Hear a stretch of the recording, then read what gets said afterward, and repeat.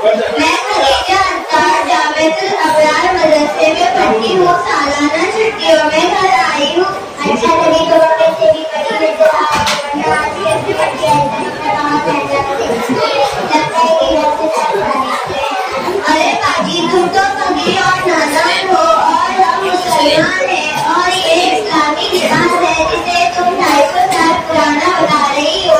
अरे बहन 1400 साल पहले हमारे नबी सल्लल्लाहु अलैहि वसल्लम ने बताया था मुसलमान औरतें अपना लिबास कितना पहने कैसा पहने और जो तुमने लिबास पहन रखा है इसमें तकरीबन तुम्हारे पूरे हाथ नजर आ रहे थे।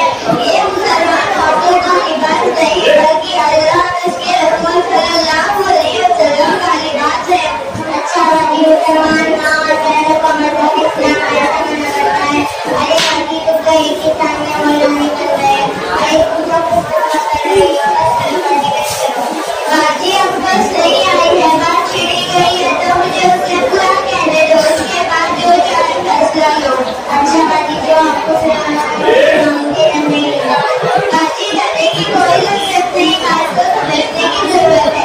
बात होगा समझ में आ जाएगी जो तुम्हारी आंखें समझ जाएगी। अरे न जाने तुम्हारे बातों को फायदा पहुंचेगा। अच्छा बाजी तो फिर सुनाया आपको ही समझ जाएगी ना सुनाया सबसे सीधा मुझे